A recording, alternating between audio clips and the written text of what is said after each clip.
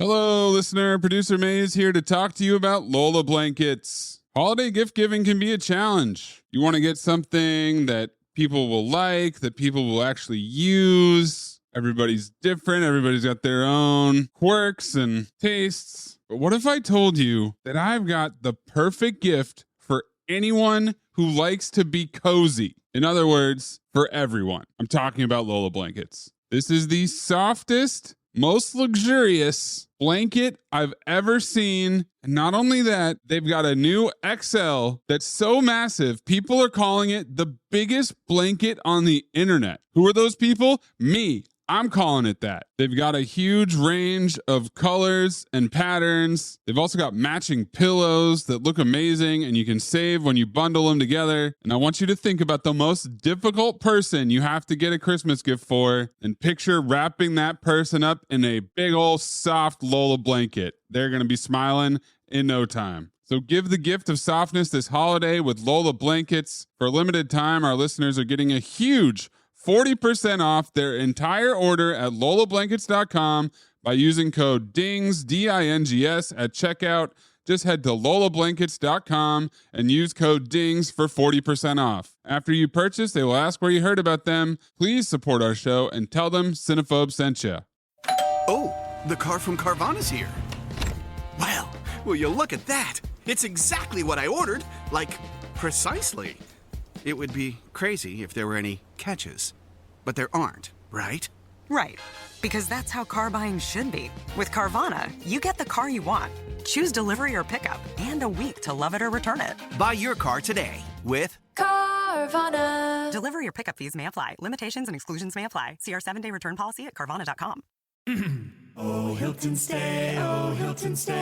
Your beds are soft and cozy. No lumpy couch, no stiff futon, no shower line at crack of dawn. Oh, Hilton stay. When you want holiday comfort you can count on, it matters where you stay. Enjoy comfortable rooms and friendly service when you stay with Hilton instead. Save up to 25% this season when you book with Hilton. Hilton for the stay. Terms apply. Running a business means I wear lots of hats. Luckily, when it's time to put on my hiring hat, I can count on LinkedIn to make it easy. I can post a job for free or pay to promote it and get 3 times more qualified candidates.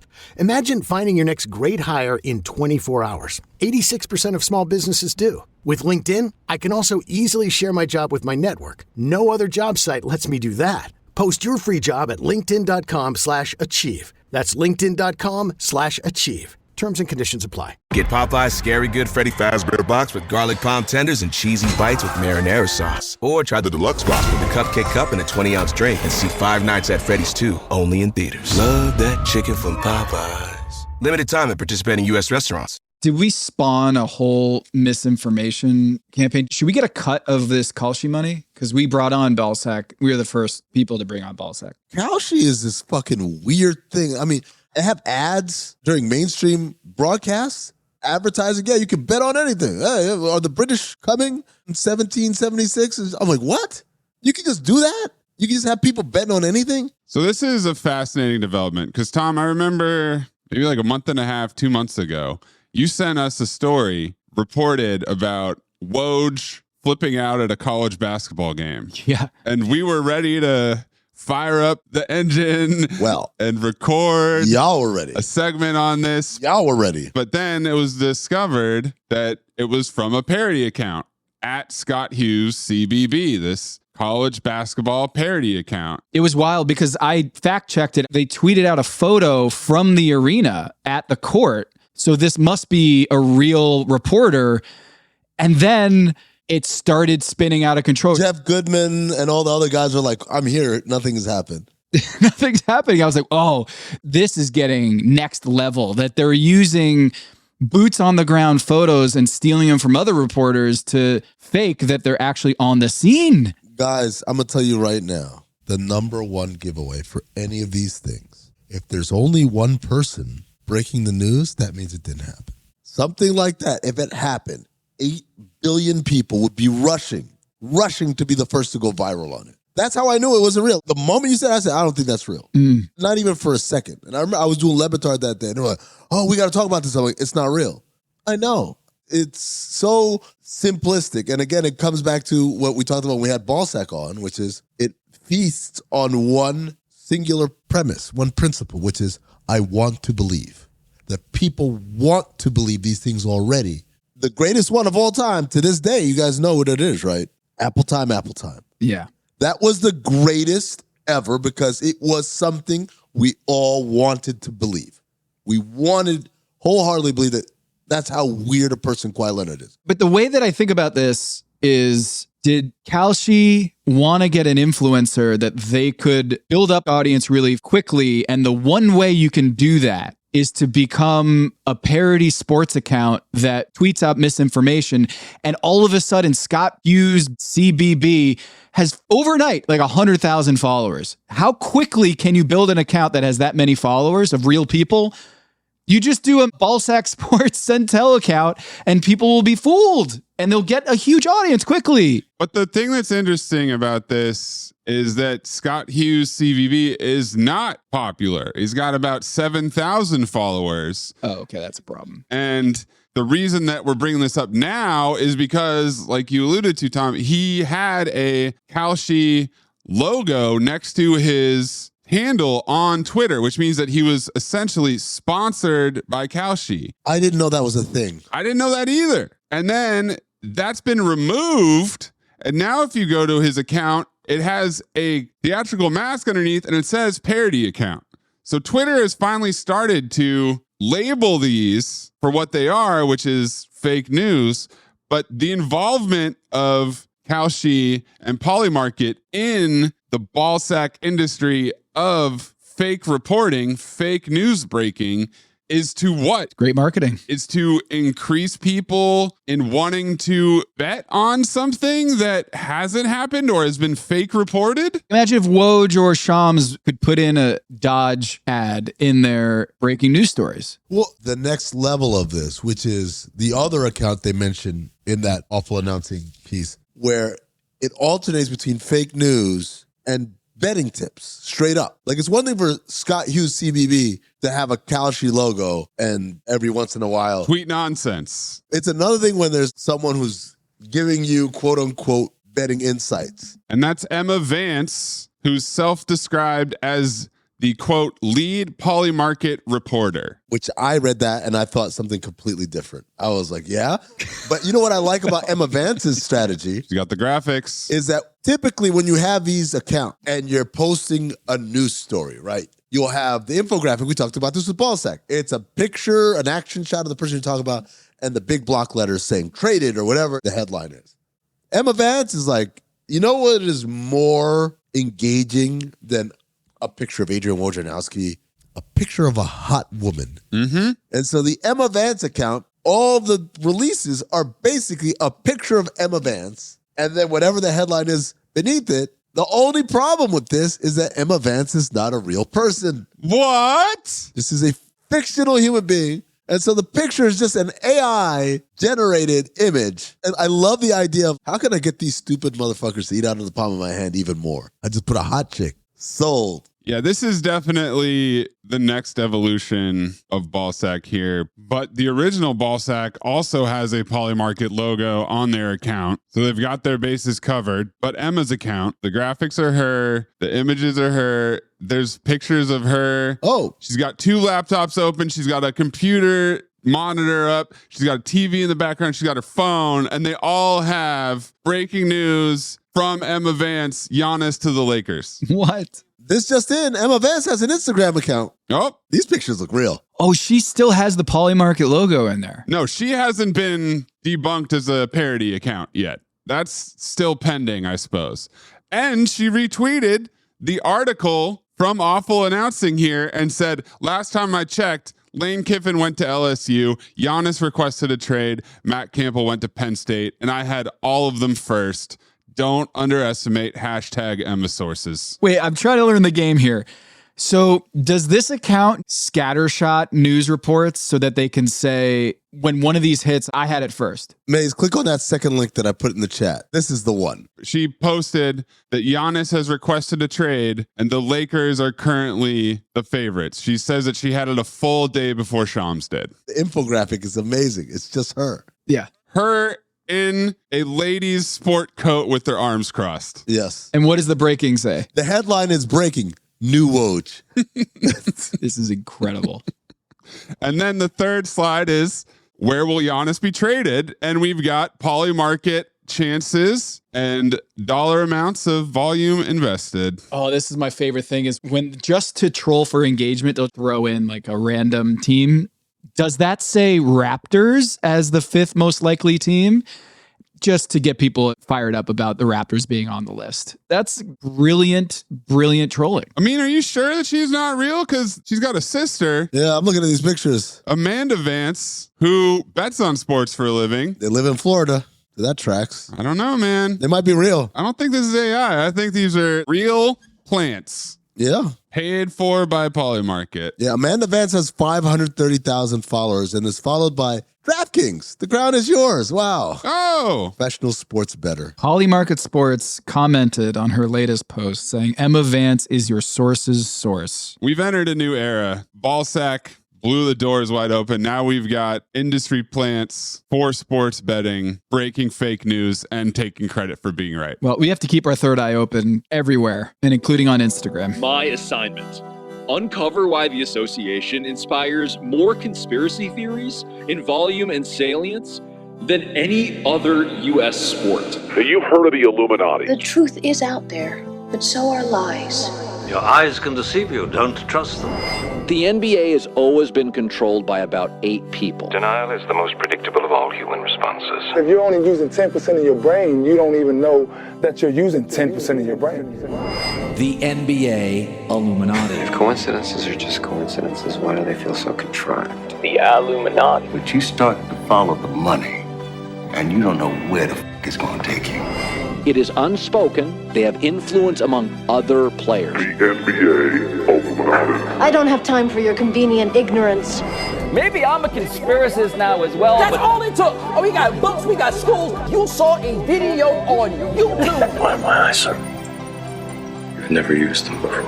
We are the basketball Illuminati.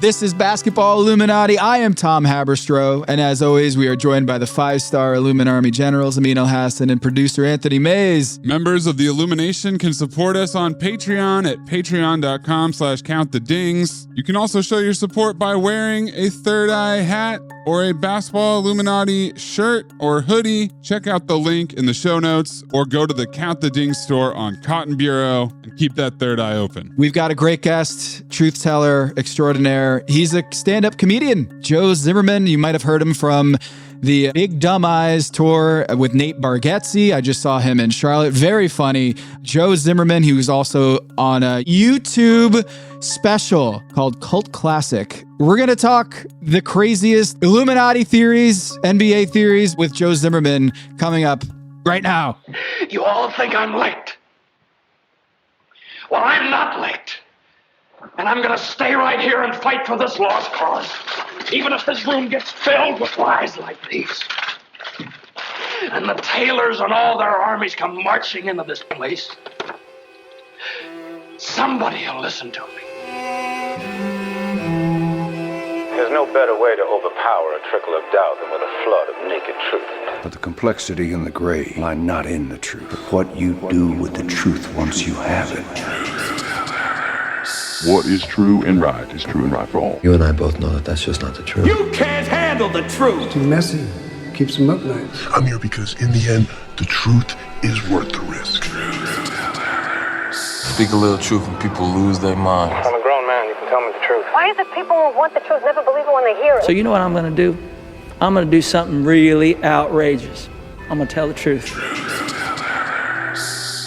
So, Joe, you came to Charlotte. I saw you here in Charlotte for the Big Dumb Eyes tour, Be Funny tour. Which one is it? I can't remember. This year, the Nate tour is the Big Dumb Eyes tour, named after his book. Big Dumb Eyes tour. nice little cross promotion for Nate Bargatze. You came to Charlotte, and it was a bit of a homecoming for you because you went to Davidson just up the road, as you mentioned in your opener. So you did like what, 20 minutes before Nate came on? Just 10 minutes, 17,000 people. They don't want me doing too much in front of 17,000 people, but with 10 minutes. Yeah. And, it's nice to be on the same court as the Hornets. Yeah. Yeah. I mean, he played to the crowd. He was very much like leaning into the whole Charlotte nature. He was talking about I-70, 77, 40, and all the different roads here. Shout out to Davidson and Cornelius, which you don't know what Cornelius, North Carolina is, but guess who did? Everyone in the arena. Cornelius, Mooresville. Davidson College, exit 30. Steph Curry would know all about exit 30. Oh, there you go. Is it the Steph Curry exit on the highway now? I kind of feel like it has to be, right?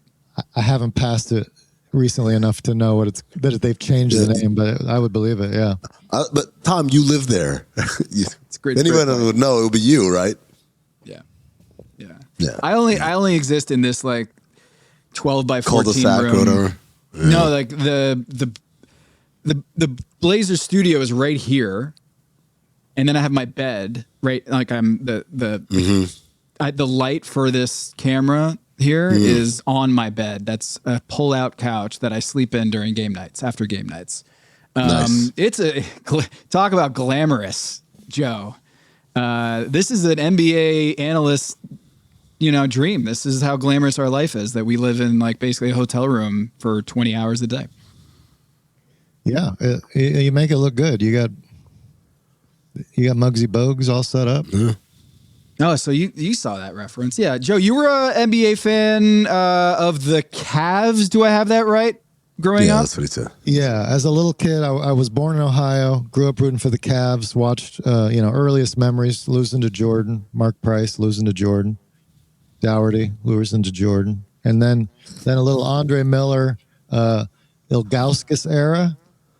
And then right into LeBron, 2007, dragging us to the finals with, you guys remember his whole team, Yeah. Mo Williams. Boobie and Boobie Gibson and Big Sasha Z. Pavlovich. Yeah. And then the very next year, Steph took Davidson to the Elite Eight. So I've just been blessed by both of them. Did you have like great conflict happening within you, like 2015 to 2018? Like, it's my alma mater versus my birthplace or whatever you want to call it. Do you have that little internal struggle? Are you a kid from Akron, Joe? Yeah, I'm just. I've always nobody's ever believed in me. I've been from a tiny town. Nobody saw it coming. I just happened to be 6'9", 240 pounds, all muscle. Nobody saw me coming. But I was more Cleveland area, a little bit of Columbus. But there was some conflict, except that I watched LeBron watch Steph when he was in college. LeBron showed up to a game. So I always felt the love and the respect ever since the babyface assassin was a freshman, or sophomore.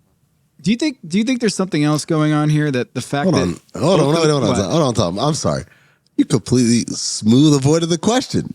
You sat there and watched those finals. Right. Was there an internal struggle? I watched the finals. Yeah. The big one, the greatest moment of my life was, my whole life was them facing off and going 7 games with Draymond getting ejected. All I wanted was for that series to go 7 games, and I got my wish. And I was as nervous. I was more nervous than all of those players that day. And I just wanted it to be a good game. I wanted it to be a fair game. And I decided I'd be happy with whoever won and praise. It worked out for LeBron that year. He needed it. Cavs needed that one win. And Warriors got plenty of others. So I was sounded a lot like Donna Kelsey talking about her brothers facing off in the Super Bowl. Yeah, my sons, Steph Really and LeBron, playing bipartisan. against each other. Yeah, he showed up like Robin Lopez's mom with like a jersey that was stitched together, half Cavs and half Warriors, right? Both teams played hard. Watched all 7 games at a bar in Brooklyn with comics, and yeah, it's the most excited group of people I've been around before or since, for sure. You did a YouTube special a couple years back called Cult Classic. If you haven't watched it, go watch your comedy special. You talk about how guys, when they want to feel like they're close with each other, they watch sports and then they high five. They touch. You said touch hands. Let's celebrate and touch hands. You're talking to Amin Elhassan, who worked for the Phoenix Suns under 2-time Steve Nash, and I think they've proved that high-fiving each other actually increases your win percentage. Or like, did you know this, Joe? Shout out to my guy, Jess the intern. I remember that he was the one that did it. Don't remember what happened to him since. Found him on Instagram. And I was like, yo, you're the one that did that thing. And he's like, yeah, how'd you remember? I'm like, I don't know. I just remember Jess the intern was the guy who did it. And now he's like a grown man with a grown-ass child and shit. It's kind of weird. But yeah, no, we just tracked how many times Steve high-fived in a game. And it's something, it was like 85 times a game. He's high-fiving people. Steve Nash high-fiving people directly correlated to wins. Yeah, well, shit. Proof is in the pudding.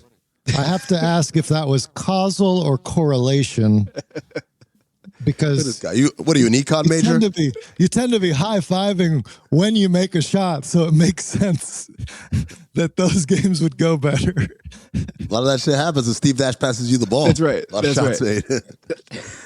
Guess how many times they were high-fiving? Yeah, a lot. No, the high-five correlation makes total sense. Yeah, what was it? You're not getting a lot of high fives when you turn the ball over. But no, Steve would do the random thing at the free throw line. He would just make sure everyone got touched. That. Even if he missed it, he'd just be like, "Hey, let's just touch hands. Let's touch each other." Guys coming in the game, guys leaving the game. Like, you're leaving the bench. All right, give me a high five before you go. Yeah, the supportive high five. You'll get them next time high five. Yeah. Was it the high five invented in baseball? Like, it was like not a thing until the 70s. Like, you didn't see sports before the 70s guys high five. It was a total construct because of baseball in like the 70s. Has anyone else heard that whole origin story? It was a base. I thought it was football. I thought it was. It's 70s, yes, but I thought it was football. Allegedly, Dusty Baker and Glenn Burke on the Dodgers had the first high five on October 2nd, 1977. Whoa. What were they doing before that? Butt pats? Jerking each other off. Yeah. What were staring at each other in silence and smoking cigarettes. That's what they were doing. Repressing emotions. It was a different era. Men didn't touch each other back then. Some accounts instead credit Louisville Cardinals basketball players Wiley Brown and Derek Smith, who say they turned a traditional low five into a raised up high gesture during the 1978-79 college basketball season. So the low five existed before the high five? I love the idea that like high fiving was radical. It was like, oh my God, raise your hand above the head. What are you?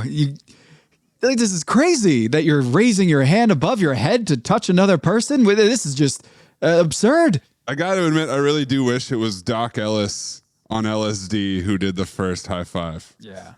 During his perfect game. He stares at his hand and then he goes going like up. this. Meet me up here, brother. High five me. Yeah, I guess they were just imitating the shot motion, maybe. Yeah. Touching the hands. Joe, I'm curious. You said you watched Game 7 in a bar with a bunch of comedians. Who are your go-to basketball viewing comedians? You're gonna go. You're gonna watch the biggest game of the year. Who do you want in that bar with you? My guy Anthony DeVito, Astoria-based Anthony DeVito. We got Nate Fritzen, hardcore b-ball pod guy. At the time, Rob Hayes moved to LA, big baller. But yeah, I mix it up. I mix and match my comedian friends. It's not. I don't have the same crew that I did in 2016. Is it a different crew? If I said we gotta go play in a game, the biggest game of the year, is it a different list of names or it's the same people? I'm bringing the same guys because those are the only guys I know that know anything about basketball. So it's the same guys. Well, you did Charlotte here, and you got to meet Hugo the Hornet, right? Like, did you get to play pickup here while you were here? 2 days at the Charlotte Arena. I slept in the green. I slept in the locker room. Talk about living on the road. Slept probably a really good locker room, but shot a sketch with Hugo the Hornet, and then we were going to play in the indoor practice facility. Briefly met the coach. He looks young. I thought he was a player at first. Yeah. Charles Lee. Yep. Yeah. And Hugo the Hornet insisted that I stretch before I play and insisted that I would get injured if I didn't stretch. So I had a good interaction with Hugo. And then we played Nate, me, Nick Thune, some of the staff. We just played 4-on-4 full court for no reason for about 5 hours. And we had the shot clock going and everything, the buzzer, the in-game music. It was great. Couldn't scrounge together another two guys, or what happened there? I mean, we have 4 comedians and 4 people on staff, and I don't think anybody from the Charlotte organization wanted to participate with us. They just kind of watched and kind of smiled. Yeah. Did you have any college layups? Did you have a shot that you'll never forget? Oh, I'll never forget. We were tied 5-5 through 5 minutes. High scoring affair. Yeah. No, it was 5-4. It's a full court 4-on-4. It's nuts. 5-4 through 5 minutes. 5 seconds left on the shot clock to end the game. I hit at least a 14-footer, which is long distance. Swish, tie the game, 5-5. We go to OT, right? 2-minute OT, and my team ended up 11-5. We scored 6 in a row in 2 minutes. So it was just all sorts of like 9-footers, 12-footers, 14-footers. Rebound. Say some more numbers under 15. So, Tom, I'm going to tell you right now, when you're playing in an NBA court, if you're playing 4-on-4, which I've done, you have to have an offsides rule. Because otherwise, all that ends up happening is cherry pick. Chuck it down, somebody catches, lays it up, and then they chuck it down, and now it's a 2-on-1, and that's all we were doing. So we used to play, if we only had 8, we play with you could not hit a head past half court. You had to cross half court with a dribble, and then at that point you could advance with the pass. But even then, after maybe a couple of, maybe 3 or 4 times of playing like that, we figured out you have a guy who cherry picks right up at the half court line. You stand right here, you catch, take that one dribble, cross half court, and then you hit a head over there. And so it ended up being basically 2-on-2. Seems like something Chris Paul would do. Just hack the rule and look. An NBA court is long, dude. It's not what you're thinking about. Like, my local Y or Lifetime Fitness, whatever. All of those courts are shortened. They cut out a lot of real estate that happens between 3-point line and 3-point line. But a real NBA court, that shit is long, man. And so I'm surprised you guys even got to overtime. I would have just laid down at one point. Well, comedians are really in shape. They're known for that. That is true. It's a pretty sober tour. Everybody is pretty in shape. And I'm just remembering, I'd never seen the shot chart tracker. Never even knew about it. And all of a sudden, I'm dialing in my shot arc. It's called Noah Machine. These NBA players have a real advantage getting to see their shot arc in practice. Ideal shot arc. First time I ever got to see that. It's not helping them somehow, the Hornets. All that technology. So my arc was way too high. I lowered it a bit. Just drain. Yeah, I lowered my arc. Oh, you got to get one of these shot charts in your backyard if you get a chance. Brought to you by Noah, the NBA's preeminent shot tracker. Joe Zimmerman here. Hey, Joe, you You told me you had a theory about the NBA, and I wasn't really prepared for what you were about to tell me. And it brings me back to Anthony Mays here is 6'7". Are you 6'7", Mays? 6'7". Sorry, I know my kids are like giggling in my head. Yeah. 6'6", Tom. All right, 6'6". And Nick Thune, Thune, is it Thune or Thune? Thune, yeah. Yeah, Nick Thune. He's on the tour with you and Nate. He's also very tall, it seems, right? Yeah, I don't know if he's 6'6". I would have guessed 6'5"-ish, but it was good to have a big man on my team. Yeah, he's in that 6'5", 6'6" range. Yeah. Yeah. 6'6". So Anthony Mays, 6'6". I've met a lot of people in my life. I don't know if I know anybody taller than 6'6". So you might be the tallest person that and Nick Thune. Well, I think I got Nick Thune beat. Yeah, there you go. So I actually thought you looked like Nick Thune. When he came out, I was like, that looks a lot like Mays. White guy, beard, tall, long hair. Yeah. But being in the non-basketball world, the tallest person I ever come across is about 6'5", right? Sure. And yet, the NBA full of 7-footers, right? Well, I mean, I think the big thing is in entertainment in general, mostly short people. I remember talking about this before with some friends, and they're saying, yeah, because you got to think about it. They were tall, they'd be good at sports. So it's kind of like, this is one of those things where it's like Darwinism almost. Hey, I can't play with the bigger kids, so I'm going to develop this incredible singing voice, or I'll be very funny, or I'll be an incredible actor or whatever. And it kind of funnels that way. So you look around and you say Tom Cruise and Michael Douglas and all these guys are all like little guys pretty much. So what ends up happening is if you are a regular sized person in entertainment, you tend to look really tall. And if you're a regular sized person in basketball, you tend to look really short. That's why people look at like Steph Curry as like, oh, he's a little guy. He's like 6'3". Mm-hmm. But because he's surrounded by these giants, it looks, relatively speaking, like he is a tiny human being.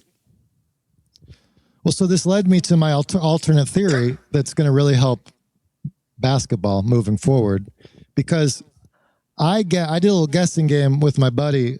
Guess how many 7-footers exist in the world right now? 7-foot men. And my guess was like 400,000 7-footers in the world out of 8 billion people. I know the answer, but do you know the answer? So we're looking at a jar full of jelly beans right now. We're trying to figure out how many 7-footers there are in the world. I would say 50,000 7-footers. It's a small number, dude. It's a small number in general. Like if you're I remember seeing a stat like if you're 7 feet tall, there's a 20% chance you're an NBA player. So this is what I found. So they think there are about 2,800 7-foot men in the world. Probably about 1,400 that are between the age of 20 to 40. And they think there are about 80 7-foot men in the U.S. between the age of 20 and 40. And then I came to Pablo's stat that there's a 17% chance of making the NBA if you live in the U.S. and you're 7 feet tall. And I decided too big of an advantage if you're 7 feet tall. Too big of an advantage. It's too easy to get in the NBA if you're 7 feet tall. And that's why I think we need a tall league and a short league moving forward. The way that boxers have different weight classes, we can have different height classes and actually start to see actual good basketball played for the 6'5" and under league. Sorry, Anthony, you would be in tall league. Wow, so I'd be the shortest person in the tall league. You'd be shortest in tall. You and Michael Jordan would be the shortest people in tall league. I did go to I did play pickup once in college where my friend who was 5'8" was the second tallest player. Wow. And that was a different game. So I think 6'5" is still too much of a cutoff. I think you need to go down to like 6'3". I think 6'3" and under, you're going to get some very interesting basketball. You just got rid of now Now you just have basically the NBA and then this other like mighty league over here. Because Wait, it's 6'3". Well, you're just getting rid of guards if you do it 6'5" and under, right? Like, what's the difference between 6'5" and 6'3"? It's like take out some extra shooting guards. It's massive. It's massive. The number of players. 6'8". I'm not opposed to that. I decided 6'5" is James Harden height. He's the tallest man in short league is James Harden.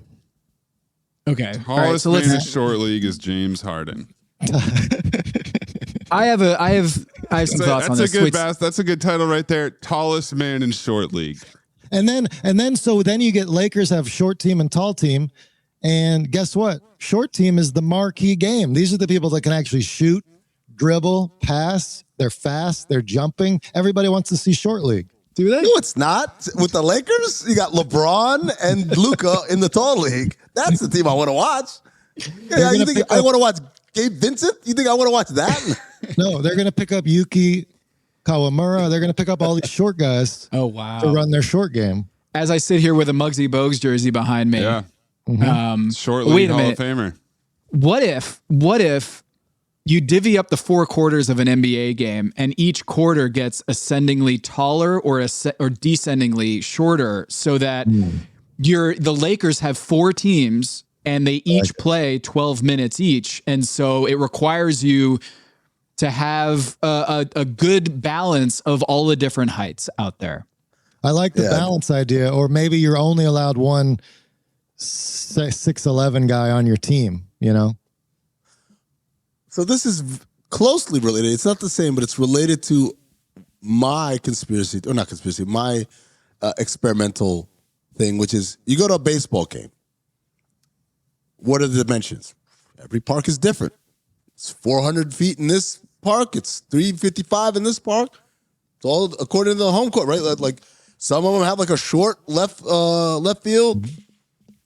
The Houston Astros had a fucking hill in the center field. So and it gives advantages for the home team to build their roster with people who can take advantage of those quirks. So I said we should do the same thing in the NBA, except we'll do it with the 3-point line. So in Milwaukee, 3-point line is like the restricted area because we want Giannis dunking on everybody, and it's like, oh, he's going to lead the league at threes. Meanwhile, Golden State, hey, we got Buddy Hield, we got Steph Curry. We'll put out the 30 feet. And then if you have that, now everyone's been complaining, oh, the style of play is too homogenized, whatever. You put a 3-point line that's a variable out there, all of a sudden, we're seeing all types of play because it all depends on your roster. I like that.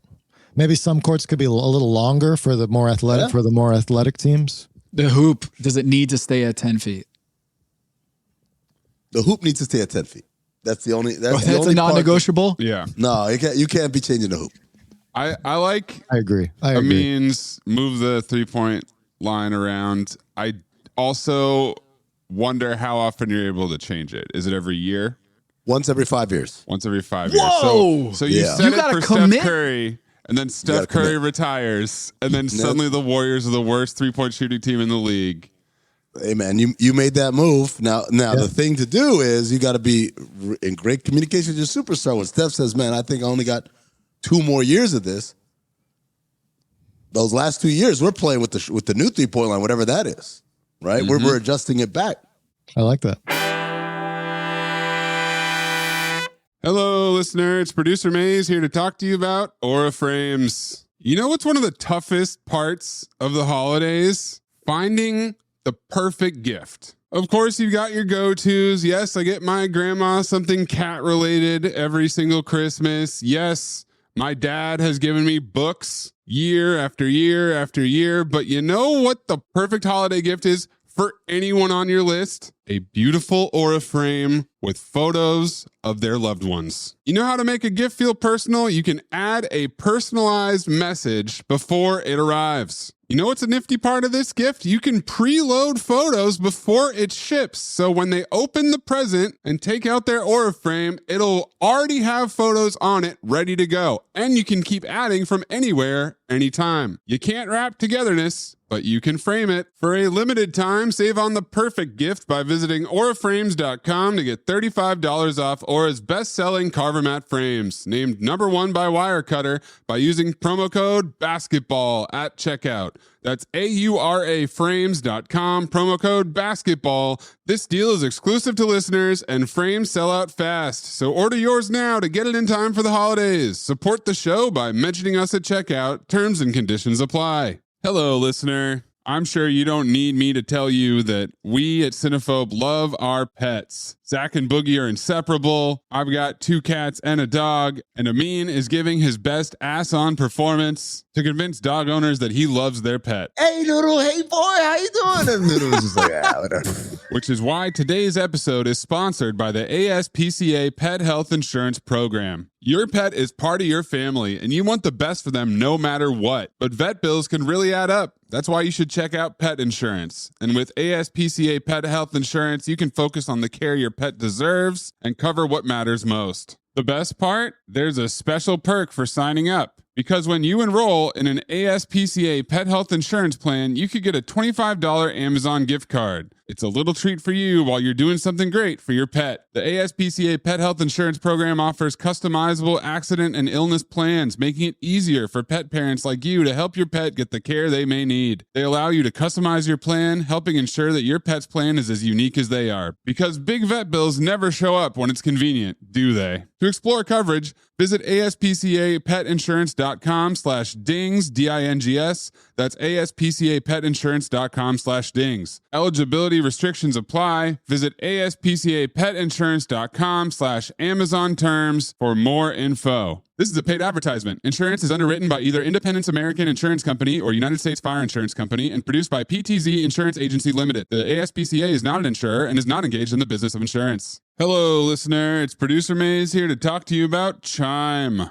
You know what shouldn't cost money? Managing your money. These old school banks with their monthly fees and their overdraft fees and minimum balance fees and fees on your fees, and they fee you when you're feeing. Not Chime. Chime is changing the way people bank. It's fee-free. That's free of fees, not fees of fees. And it's built for you. It's not another banking app. They unlock smarter banking for everyday people with products like MyPay, which gives you access to up to $500 of your paycheck anytime. And now the Chime card is a new way to build credit history with your own money and get rewarded every single day. No annual fees, no interest, no strings attached. And when you get qualifying direct deposits, you get 1.5% cash back on eligible Chime card purchases. Chime is not just smarter banking, it's the most rewarding way to bank. Join the millions who are already banking fee-free today. It just takes a few minutes to sign up. Head to chime.com/basketball. That is chime.com/basketball. Chime is a financial technology company, not a bank. Banking services, a secured Chime Visa credit card, and MyPay line of credit provided by the Bancorp Bank N.A. or Stride Bank N.A. MyPay eligibility requirements apply, and credit limit ranges $20 to $500. Optional services and products may have fees or charges. See chime.com/fees info. Advertised annual percentage yield with Chime Plus status only. Otherwise, 1.00% APY applies. No min balance required. Chime card on-time payment history may have a positive impact on your credit score. Results may vary. See chime.com for details and applicable terms. Hello, listener. It's Producer Maze here to talk to you about Quince Cookware. You don't need to take a look at that calendar to know what time of year it is. It's the holidays, people. And the holidays mean cooking. This is like the playoffs. Playoffs? For your kitchen. Playoffs? You kidding me? Because you're not just making meals for yourself. You're making meals for guests. You're making meals for your family. Somehow you've been invited to 7 dinner parties over the next 10 days. How does that work? And they're all potlucks. Why? Playoffs? And when you're in the kitchen playoffs, you need top quality cookware. And that's why I upgraded with Quince. It's cookware that looks good and actually works. It's perfect for me, for my kitchen, and also to give as a gift to anybody else that's out there cooking their way through the holidays. They've got everything you need. Stainless steel pots and pans, ceramic nonstick cookware that actually doesn't stick, chef's knives sharp enough to slice and dice and julienne your way through prep. And that's just behind the scenes. What about front of house? Glassware, plates, silverware, linen napkins. Create some ambiance. You might be wondering, how does Quince do this? How do they have quality products at half the cost of similar luxury brands? Well, they work directly with trusted factories that maintain high standards for both craftsmanship and ethical practices. They cut out the middlemen and pass those savings straight to you. So give your kitchen essentials an upgrade and check off a few of those chefs on your list with cookware from Quince. December's flying by, so don't wait. Go to quince.com/dings for free shipping on your order and 365-day returns. Now available in Canada too. That's QUINCE.com/dings, DINGS, to get free shipping and 365-day returns. Quince.com/dings. Hey, listener, Zach Harper here. You know that you don't have to let big wireless and your overpriced phone bill suck the joy out of the holidays this year, right? Because right now, all of Mint Mobile's unlimited plans are 50% off. That's 50. You can get 3, 6, or 12 months of unlimited premium wireless for $15 a month. It's their best deal of the year, and it makes it really easy for you to give your expensive wireless bill that Scrooge treatment. Mint Mobile's best deal of the year is happening right now. All Mint plans come with high-speed data and unlimited talk and text on the nation's largest 5G network. You can bring your current phone and number over to Mint too. No contracts, no nonsense. Every time I do one of these ads and we put it in the podcast, I get all these DMs. Hey, do you really have Mint Mobile? Do you really have Mint Mobile? Yes, I have Mint Mobile. Switched a while ago, and I am saving so much money because I got rid of my old plan. Turn your expensive wireless present into a huge wireless savings future by switching to Mint. Shop Mint Unlimited plans at mintmobile.com/dings. That's mintmobile.com/dings, DINGS. Time for a disclaimer. Limited time offer. Upfront payment of $45 for 3 months, $90 for 6 months, or $180 for 12-month plan required. $15 a month equivalent. Taxes and fees extra. Initial plan term only. Greater than 35 gigabytes may slow when network is busy. Capable device required. Availability, speed, and coverage varies. See mintmobile.com. Okay, so Wemby, this is all because you're a Wemby hater. Is that what it is, Joe? That this guy who's 7'7" is just too tall, and he has an unfair advantage that he's able to dunk without jumping, essentially. Yeah, and I think he's aware of it. I think he's embarrassed by how tall he is, and that's why he won't tell us how tall he is, because he's embarrassed about how big of an advantage he is. And so that's why he's like, oh, don't worry about it. Don't worry if I'm... He wants us to think he's short, but we can see that he's tall. And I also have the answer to the mystery of the Wemby height, because I looked it up. The average man, 5'11" man, me, height variance half an inch to an inch throughout the day. We shrink. Really? Oh, you didn't know about this? Yep. I mean, no. Gravity, baby. Gravity. So I wake up 5'11", I go to bed 5'10". Wemby, with his accordion spine, is probably at least 2 inches of fluctuation through the day.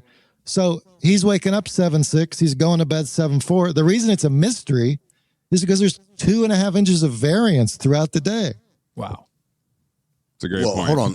Is the variance, the variance expands because he's taller? I was say, is it proportional? Yeah. So yeah, it does.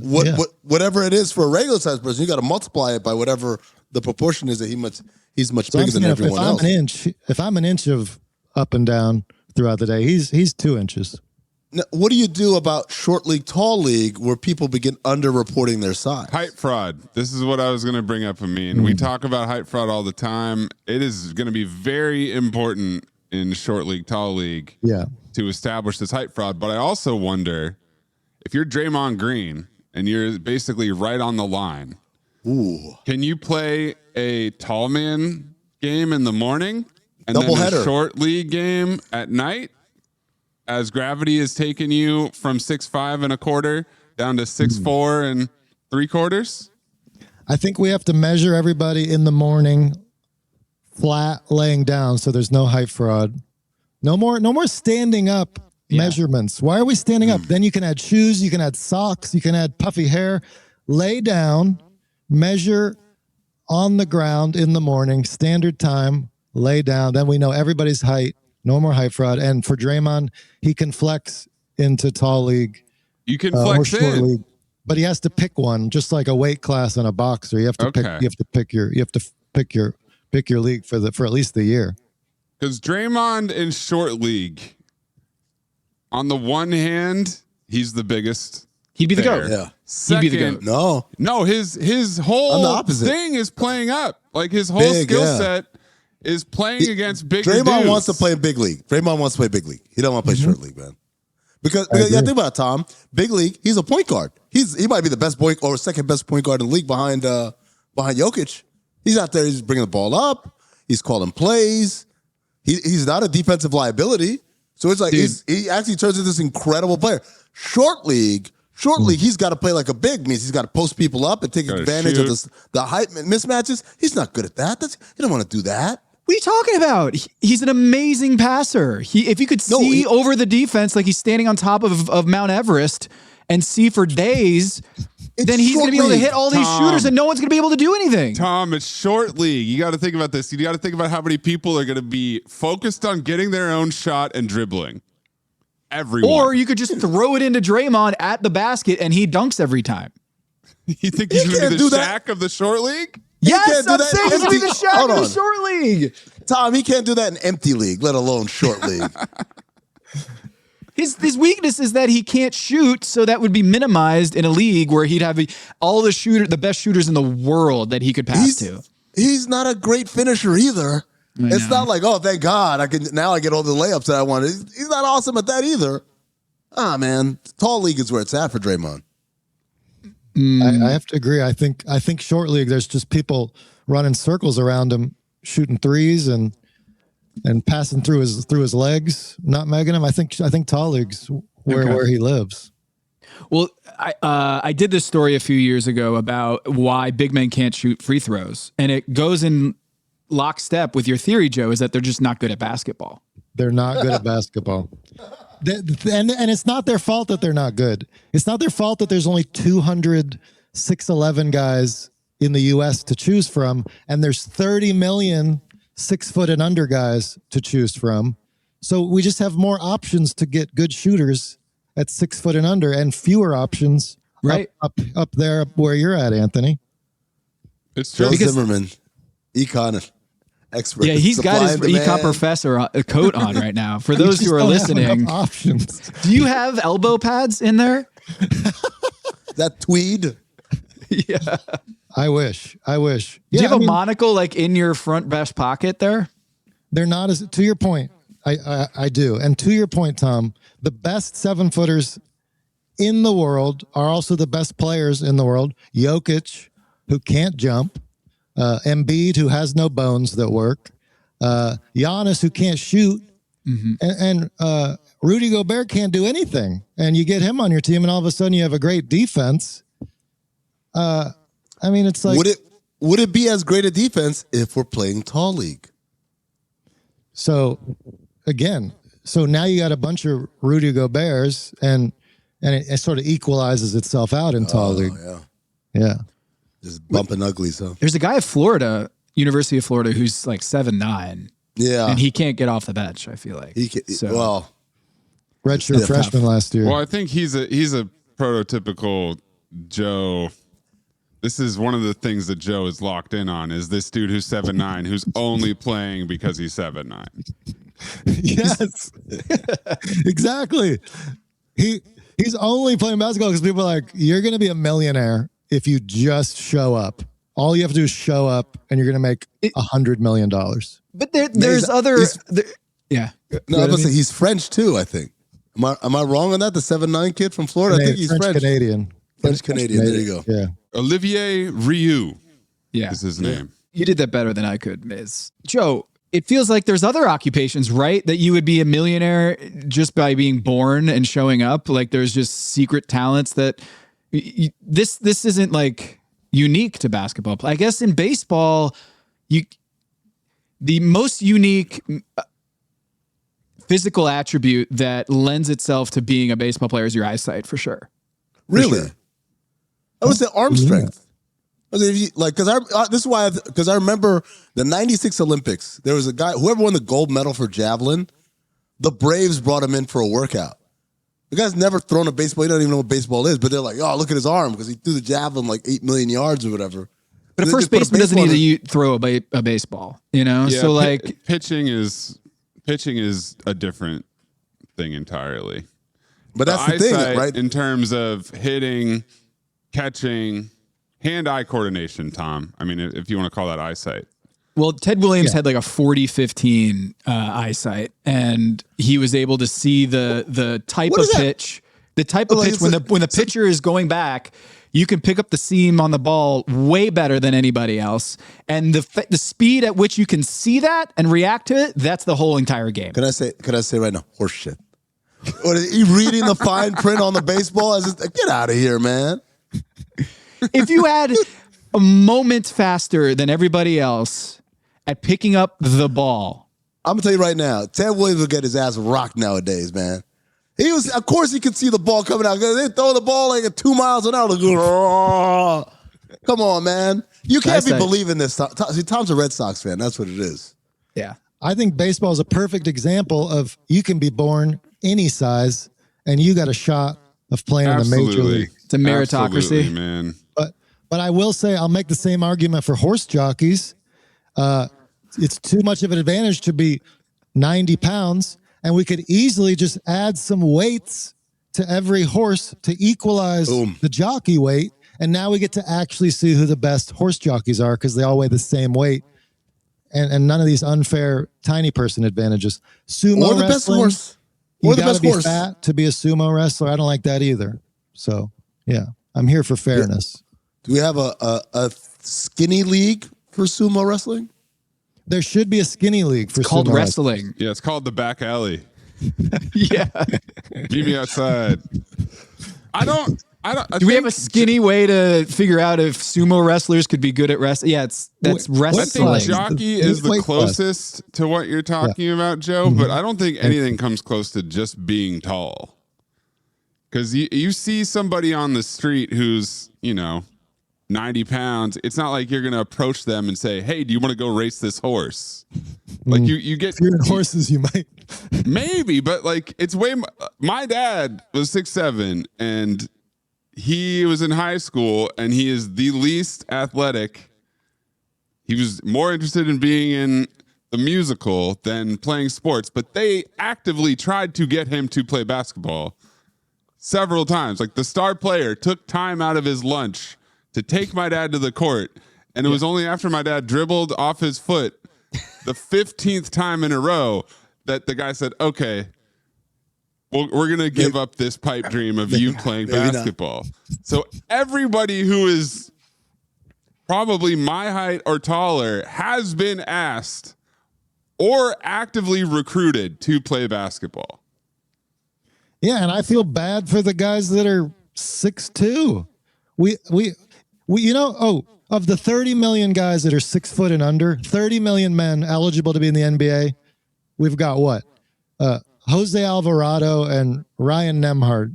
You want to be in the NBA 6 foot and under, there's 2 spots for you. That's it. Chris Paul, maybe. So if short league exists, he lost his spot. Muggsy Bogues. If short league exists, are you recruiting 5'11" people off the street? Hey, can you hoop?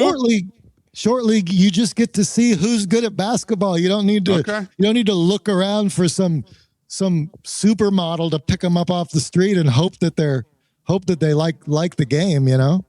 Okay, does this transfer over to the WNBA? Because I think the argument is, hey, the WNBA has shorter players, and therefore the WNBA is a more proper meritocracy of who's actually good at basketball. Because they can't dunk everything all the time. Yeah, but there's a proportion. proportion. I feel like without the dunking, there's not as big of a height advantage in the WNBA. But that's a good point. If you can't physically put the ball in the hoop, then it's going to be. But they still got the big girl that you throw the ball to, and she just has to do this weird thing at the rim where it's just like miss, catch it, miss again, and everyone's just kind of playing around her knees. I got a list for you guys. There's 14 guys in the NBA listed as 6 foot or under. 14. 14 guys. Some of these names are going to sound familiar and some of them won't. So you got Davion Mitchell. You've got Aaron Holiday, Ryan Nembhard, Jose Alvarado, Tyus Jones, Javon Carter, Jordan McLaughlin, Kyle Lowry, who I still am not sure, is he in the NBA or not? I see him sometimes working TV, sometimes he's on the bench. So we're there. Mark Sears, Chris Paul, Jameer Young, someone named Chucky Hepburn. Does not sound like a real name. Does not sound like a modern name. Yeah, Chucky Hepburn. Sharif Cooper, who, again, he's in the league. And Tyson Etienne of the Brooklyn Nets. Gabriel Malik. Chucky Hepburn is a player for the Raptors on a 2-way contract. He played college basketball for the Wisconsin Badgers and the Louisville Cardinals. Oh, yeah. Chucky Hepburn is coming across, and he's going to go hit the mid-range jumper. the pride of the Badgers. Most of those guys are probably in the G League because the coach is like, they can't defend. I wonder why they can't defend. Because they're little short kings, and they need a different They need a different place. All right. Let me go 7 foot or they're taller. Short unicorns. That's what they are. Short unicorns. They're short unicorns. They're 36 7 foot or taller players. So not that big of a disparity, to be honest with you. Okay, 36 7-footers. A lot of these guys are actually pretty good. I'd throw that out there. I'm looking through these names. These are good players, man. Yeah, that's the point. Are we calling them Shetland unicorns? Is that the official term? Shetland unicorns. I love that. Yes. I want Joe. I know we could spend a few days on this topic, but do you have any, because this is your first time on Basketball Illuminati, and as a listener and someone who's part of the Illumination, do you have anything you want to throw at us? Or I got a couple things I'd love to run by you. I just want to point out, as a big listener and a big podcast listener in general, love fake trades. I cannot get enough of fake trades. I don't know why. I do not know why. And yet, of the 1,000 fake trades I have attentively listened to over the last 5 years, I think it's 0 for 1,000 on correct fake trade predictions. So I'm trying to understand philosophically why we like fake trades. And I think it's because it's my celebrity gossip. Like, I'm not into Us Weekly. I'm not into who's dating who, but I do want to guess. For some reason, I want to guess where Giannis might end up, and it makes no sense. But I'm curious why fake trades are a thing, and if you know of one, if you've ever correctly put one on air that landed. Well, Joe, I think it's the same reason why every movie for the last 5 years has dealt with the multiverse one way or another. People love what ifs. That's what a fake trade is, basically. What if this happened? What was going to happen? Whatever. So I think people like living this fantasy of a world where their favorite team gets the best player. That's all it comes down to, right? Like that. It's not so much, where's Giannis going to go? It's the fantasy of, what if I had Giannis on my team? What if I, yeah. That's why they're always so popular. Now, as far as we don't typically talk about fake deals, right? Tom, I don't think not on this show. No. Yeah. No. I mean, in fact, I think you hate fake deals. Dude, I did a pod with Kevin last week, KOC. Yeah. He had 11 fake trades. See, this built up. We had it produced. We had the slides and everything to pop on it, graphics and everything. All the players for both teams, and had to be Photoshop the jerseys and the picks that would be involved. I was like, I think I have a trade proposal. Giannis goes to the Warriors. Warriors trade Jimmy to Phoenix, and then Phoenix trades Jalen Green and a bunch of picks from Golden State over to Milwaukee. Done. Great. KOC, what do you got? And he's like, 11. With fanfare. Swipe. And then it's like... I want some stats guy to keep track of all the wrong fake trades and call people out. Yo, Kevin, these are brilliant, but you're 0 for your last 300. Yeah. I want people to keep track. You want to keep track of whether the deal actually happens or whether the deal would have been good. Because to me, whether anybody calls it correctly, because it's always something. Oh, but that's not the point. That's not the point of a fake trade. You're playing the game wrong. You're playing the game wrong if you're trying to be predictive. Like we're not trying to predict. We're trying to fantasize. Fantasy. Have fun. You're having fun, and it's fun. I'll give you that. For 1 second, you get to say, "What if the Heat got Giannis and Ja Morant?" Like you get to live that version of reality. Where, oh my God, this incredible athletic front court, back court duo. That's what it's about. It's not about actually getting any of this right. So can I run? It would be my fantasy to run a fake trade by you. Go for it. Let's go. I thought you were very against it from the way you pitched it just a couple of minutes ago, but please go ahead. I think they're stupid, but I love them. I don't understand why. Amin left for a reason. Amin just left. Yeah, Amin hates fake trades, and so he left. Not a coincidence. There's no coincidences, no mistakes in the NBA or on this show. So go ahead, Joe. Give us your fake trade. Seconds. I'll keep it under 10 seconds. I'll just get your reaction. I'm curious what you think. Giannis to the Heat, Hero to Orlando. Now Orlando has a little more shooting. Picks for Hero. Those go back to Milwaukee. Milwaukee's got like 6 picks. They got the young guys from Miami, except for Davion Mitchell. And then Miles Turner, they trade him to Detroit. Now Detroit's ready to win. More picks to Milwaukee. Everybody wins. You lost me. You lost me at Detroit. You need a lot more salary in that fake trade, Joe. You've just sent about $80 million out of Milwaukee for picks. How did Wiggins and Rozier? I do love the idea of Orlando saying, "Hey, we can give up this package of stuff that's good enough for Giannis, but don't give us Giannis. Give us Tyler Hero because we have problems shooting." Like, well, then should we get Giannis? Tyler Hero's no. from Milwaukee. I was like, oh, now we're talking. Joe Zimmerman is proposing a trade of Tyler Hero for Giannis. This makes sense. But then you brought in Orlando and then the Pistons trading for Miles Turner when they already have too many good centers on their team. Well, but he can stretch you out. I guess. I love this. Okay. Tall league. Yeah. The tall league. All of a sudden, Miles Turner. Okay. Miles Turner. Now you're talking. And now I've got a real trend for y'all. Real trend. Okay.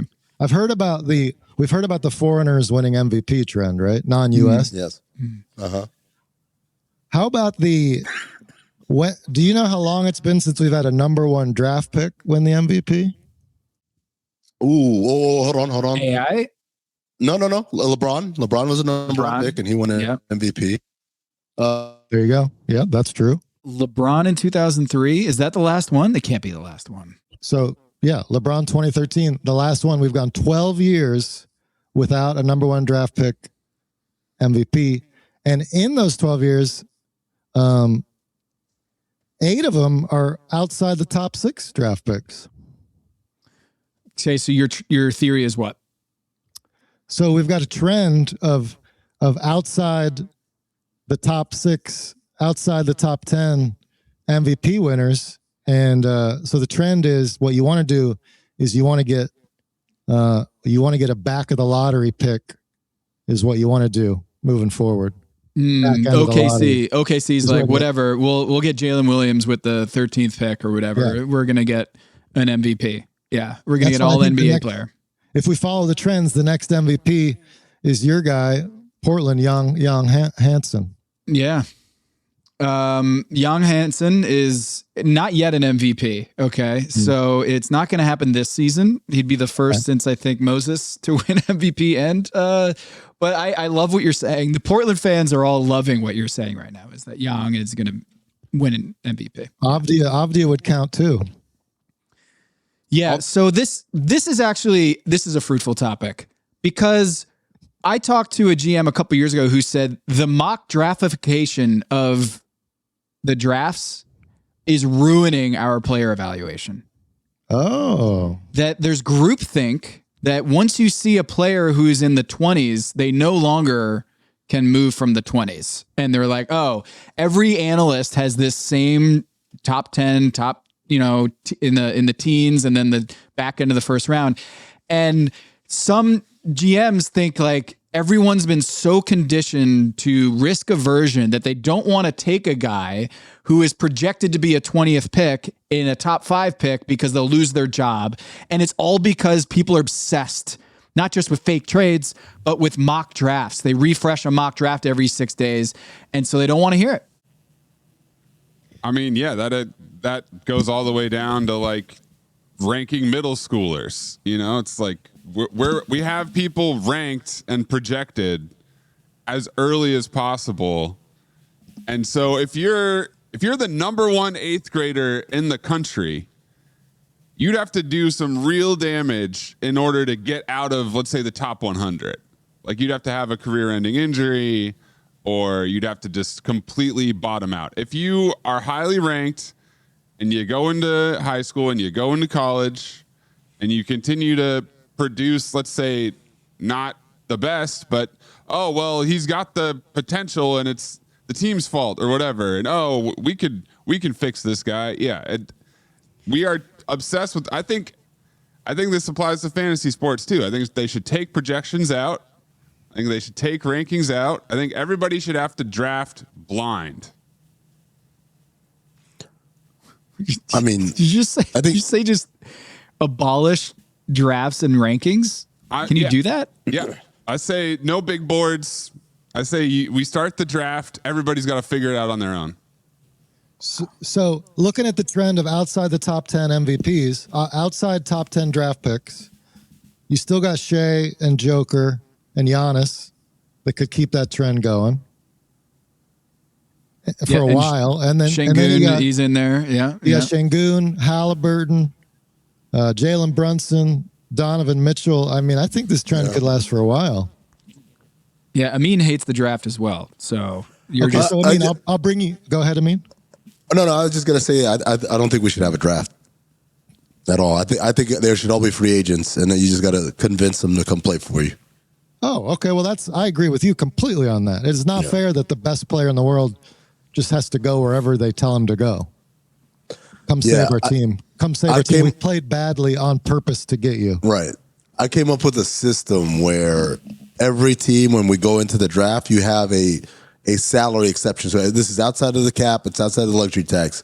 So everyone has the right to do this unless they trade it, obviously. And then I said, because I'm a kind man and a benevolent commissioner, the worst team gets the biggest one of these exceptions. And the best team gets the smallest one. But other than that, you've got to convince these people. So if I'm the best player, if I'm AJ DeBanza, for instance, and it's like, hey, New Orleans says they can give you $10 million a year for these first 4 years. But Oklahoma City, because they have, I guess New Orleans wouldn't be, it would be Atlanta. But regardless, they're like, but another bad team that isn't quite as bad, like looks like it's getting its shit together, can offer me 7. I'll take 7. Theoretically, I could take the bare minimum, the smallest thing, and go to Oklahoma City. But then it's like, do I want to go and sit for 3 years on a team that's really, really good? I want to go somewhere I'm going to play, but I also want to make some money in the meantime. And so it turns into much more of a sell job and much more of a, hey, it's a more efficient market. Well, and not only that, but also like the individual front offices have to basically pitch themselves. You're not coming here because you're forced to. You're coming here because I'm selling you a vision that you buy into. And so, now you got teams that are poorly run, and even though they have the most money, you got kids saying, I'm not going to go there. You guys clearly don't know what you're doing. Look at Sacramento. I mean, you guys have been awful forever. Why would I go there? You go somewhere else. What do you think, Joe? Yeah, I agree. I think that it's no other job in the world you get to be the best at what you do, and then you just have to go save a company that picked you, or save an entire city. The entire city's like, you better be incredible, even though you're 18 years old, and even though you can't drink yet, it's a good thing you can't drink yet because we need you focused. You're all we have. Is there any sportsification of comedians or comics that you can think of like, Nate, no one could have predicted that Nate would be this big in 5 years ago. He's kind of the Jokic where it's like, he's in New York and at all these comedy clubs. But to say that Nate would be selling out football stadiums in 2025 is a lot like Jokic, the story of Jokic, right, Joe? I think so. Yeah, you see it a little. There's a little bit. If you go New York and LA, the industry is always picking out their darlings and the future of comedy. And these are the first round draft picks. So when I first moved to New York, all they would talk about was Michael Che, who hadn't done anything yet, and Gerard Carmichael, who they were both 23 years old. And those are two of the ones they got right. But there's, a dozen others that I've never heard from again. And meanwhile, Nate's around at that time. He's unmanaged, unrepped, undrafted. And so it's the same thing where people get this consensus of, oh, these are the two darlings and nobody else matters at all. And we're going to ignore them. So there's this consensus groupthink that focuses on a few people. They got it right with Mulaney, but nobody, I don't think anybody picked up on Bert Kreischer or Nate, or, I would say at least half of the people doing arenas were ignored. Or Shane is another one. Shane is one where it's like, Shane Gillis, where it's like, almost like, oh, he's got a bad rap sheet. He's out, right? You can't. He's undraftable, right? He got drafted by like the biggest franchise, the Celtics of comedy, the SNL, and they're like, no. Immediately, you're Len Bias. You're off the list. And then he kind of like resurrects, and now he's an arena guy. I'm trying to think who else is another guy like that, where the late bloomer, so to speak. Oh, I like this topic. Well, your boy Schultz, right? I was going to ask. Schultz, yeah. Is the Just for Laughs Montreal Comedy Festival, is that like the draft for Combine? comedians? That's the Combine. It is. It is the draft. And when I went, the year I went, Pete Davidson was a fresh face. Andrew Schultz was a fresh face. Sam Morrill, Mark Normand. And there's like what 20 a great draft year. 20 fresh faces. That's the draft. That's the draft, I think. The fresh faces. Do you ever think about like draft, like classes of like, oh man, that year, that Montreal year was amazing. Comedians 100% think of Montreal as that year, that draft, that class. And there's some classes that are heavy hitters. I think that class has a few arena, a lot of theater people in it, and a lot of arena people. And at that time, they weren't even headlining. They were just around the city. Right. They're just around New York. So definitely that I think that's an equivalent for sure. Ooh, this is where you cross over the two ideas of comedian drafts and also short league, tall league. Brad Williams, short league MVP. Mm-hmm. Oh, that's so true. Theater tours and everything, and at the same time, he's not qualified for the tall league. It's so true. Yeah. I'm trying to think, what the tall league, short league would be for comedy. What would it be? What is the genetic advantage of being you're fat? If you're fat, it seems to be an advantage because you go right to the fat jokes. Fat league? No. Joe's like, I had a year where I put on 30 pounds and it didn't work out for me. I tried. Oh, man. Fat league, man. That's a cheat code. Ian Carmel is now... He transferred. He crossed over. Looks great, yeah. He went from Fat League to... He's the Draymond of comedy.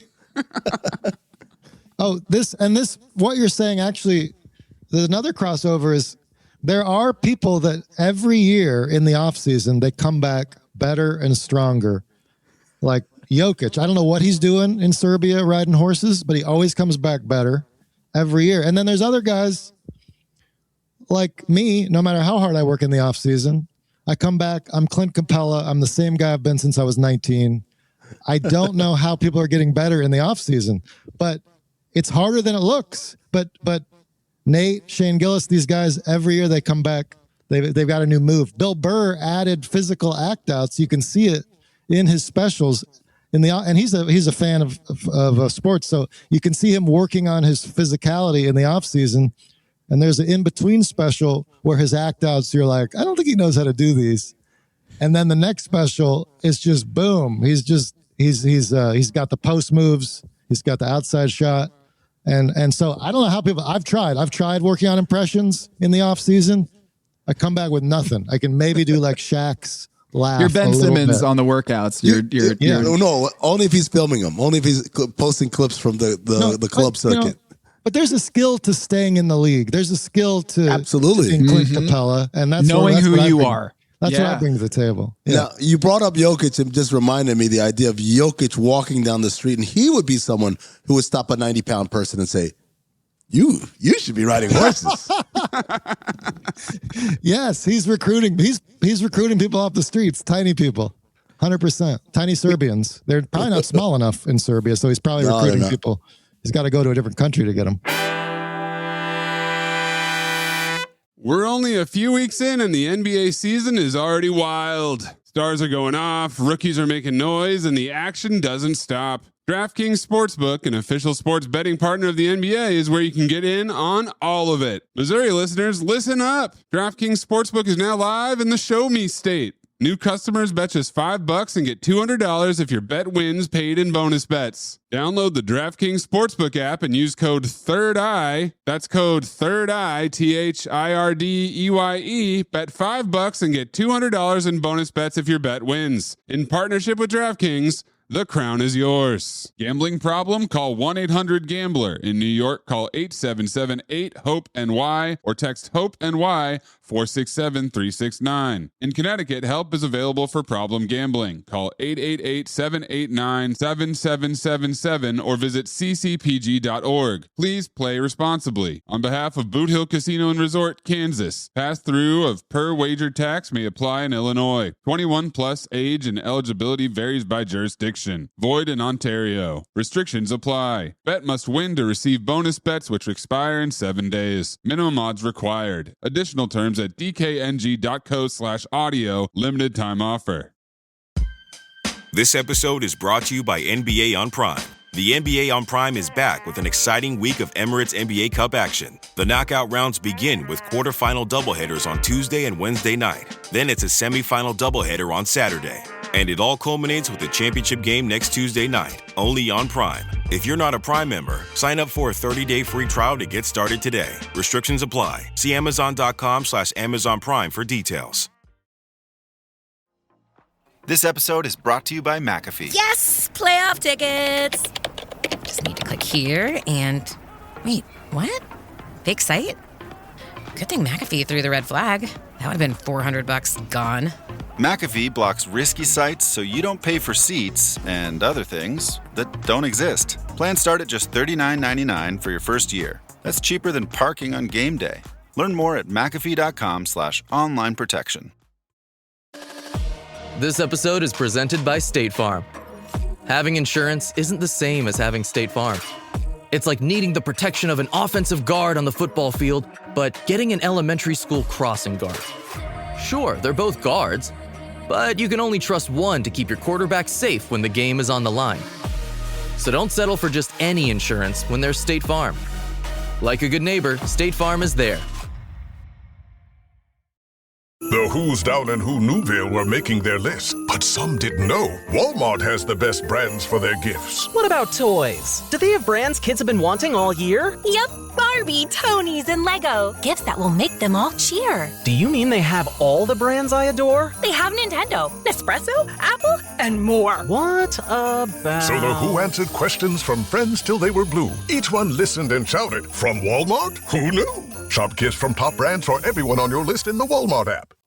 Blake Griffin is on Amazon Prime now. Funny guy and like classically funny. Are there any NBA people that you've been impressed with their comedic talent? Well, yeah, he's a great example. I mean, as soon as he was in commercials, comedians were impressed with his funny chops because it's not easy to be funny in a commercial where you see it on repeat. It's pretty easy to be not funny in a commercial, and he's consistently funny in commercials, and that was impressive.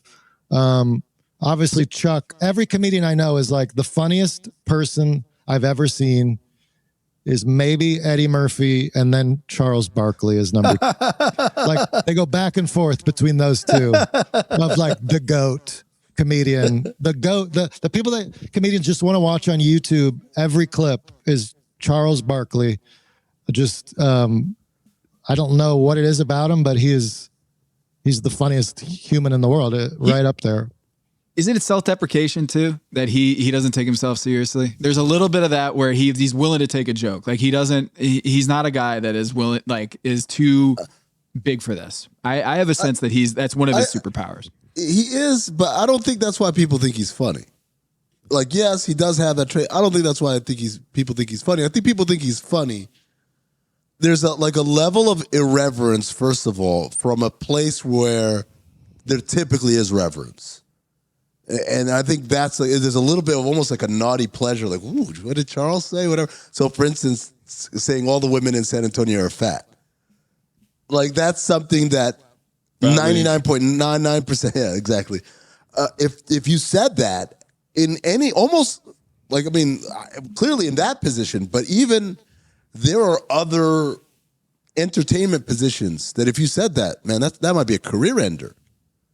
For Charles Barkley, it's like, man, it's almost like an honor to have him make that kind of joke about you if you were a fat woman in San Antonio. There you go. It's a rare. Everybody says, "Oh, I like that comedian because he says the thing that I was thinking that I'm not allowed to say." But that there's much more to it than that. It's easy to say the thing that's offensive, but it's hard to pull it off in a way that people are like, "Yes, more of that." Most people that try to say the thing. Most people just get canceled, basically. So it's a special skill to say the thing, and then people are like, that's good. And Charles Barkley does that.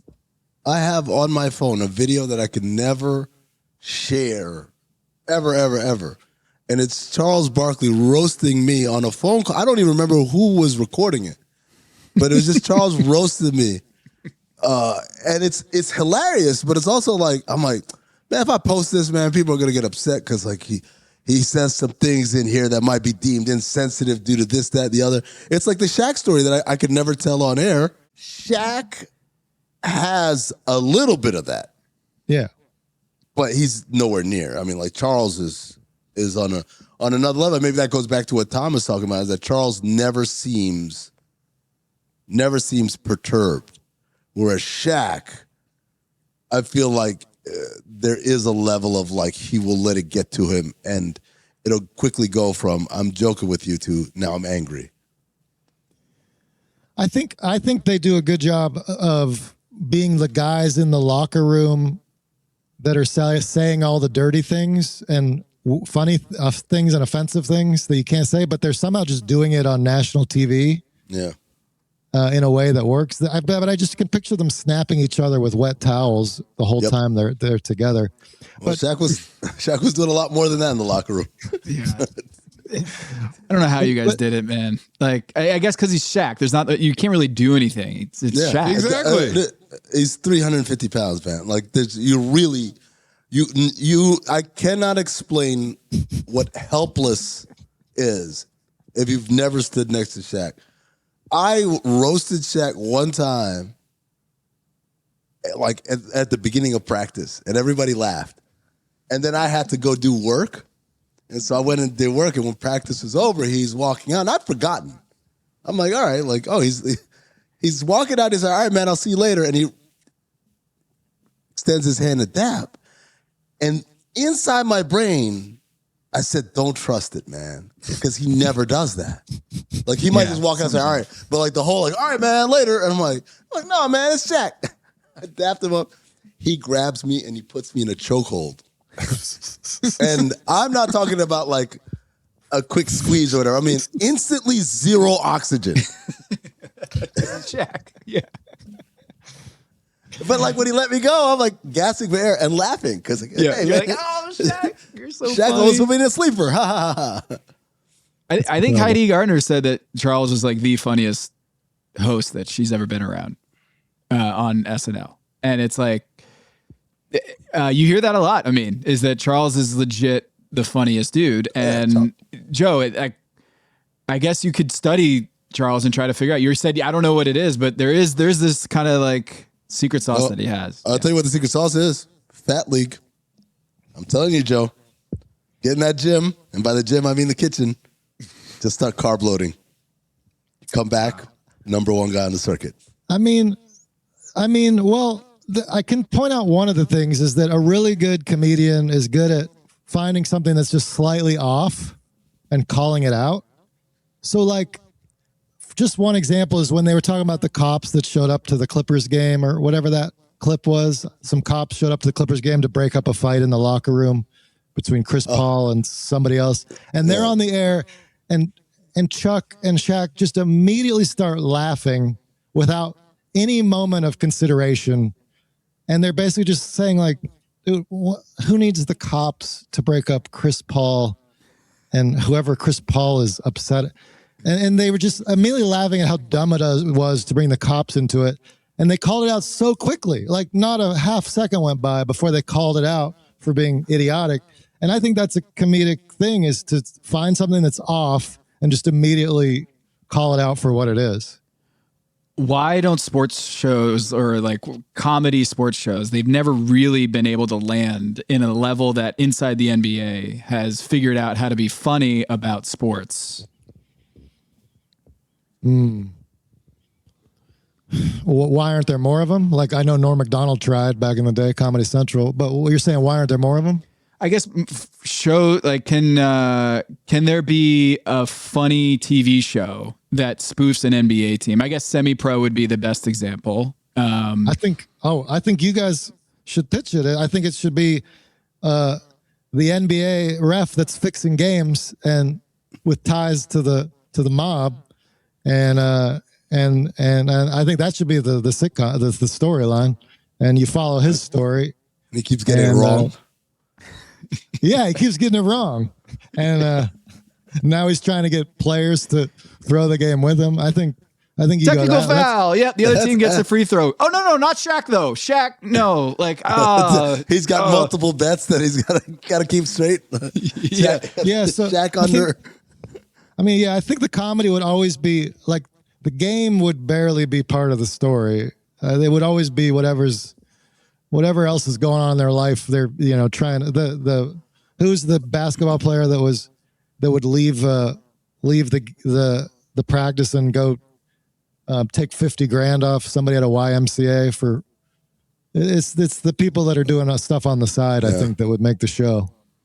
See, I think scripted, absolutely right. Like, because there's so many opportunities, like you said, things that have nothing to do with basketball, but are kind of it's just the set dressing. It's like what Parks and Rec is about. People who work for the Parks Department. No one here is like, oh my God, I'd love a show about the Parks Department. It's not. It's just the setting under which we're going to do all the shenanigans and the hijinks.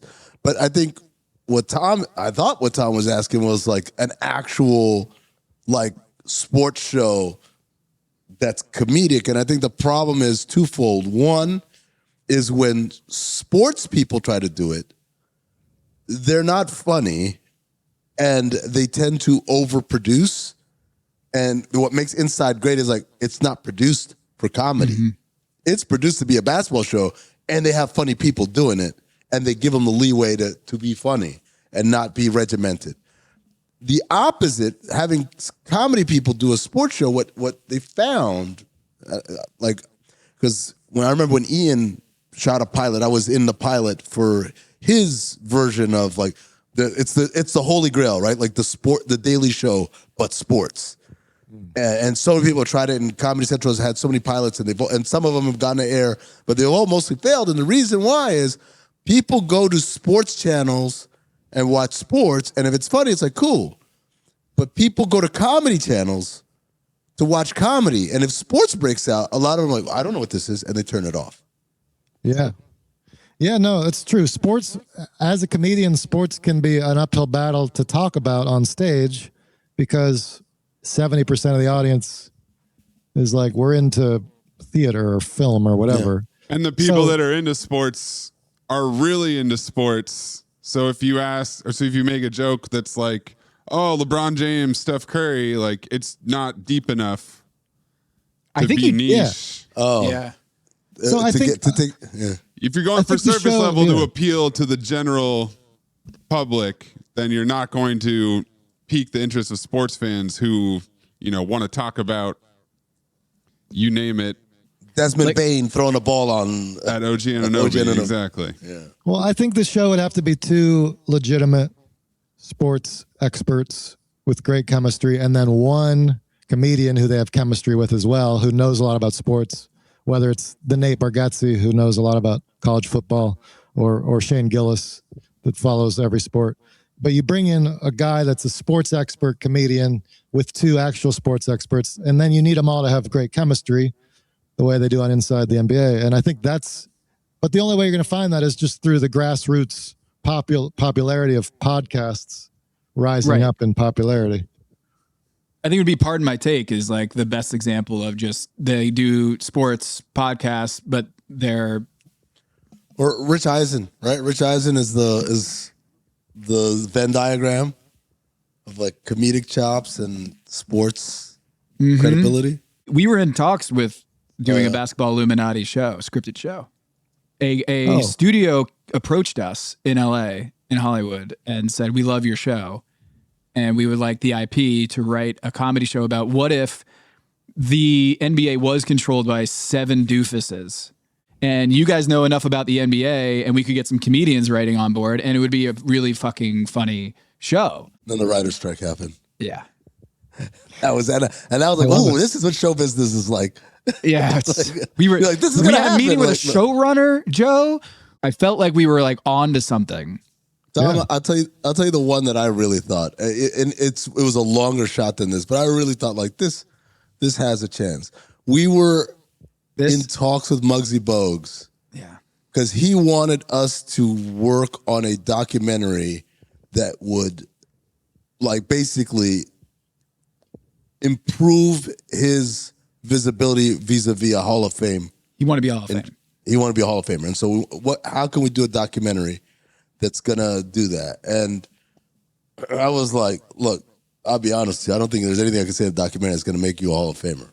But I have a hell of a mockumentary idea of a show following Muggsy Bogues trying to convince people he's a Hall of Famer. Yeah. And you know, all of these scenarios and all these kind of publicity stunts that he's trying to pull off. And I said, by the end of it, I don't know if I'll make you a Hall of Famer, but you will be way more beloved than you ever have been, because it's the type of show that the way I pitched it was like life's too short, but with Muggsy Bogues instead of Warwick Davis. I love it. But by the way, I can tell you how to make Muggsy Bogues a Hall of Famer.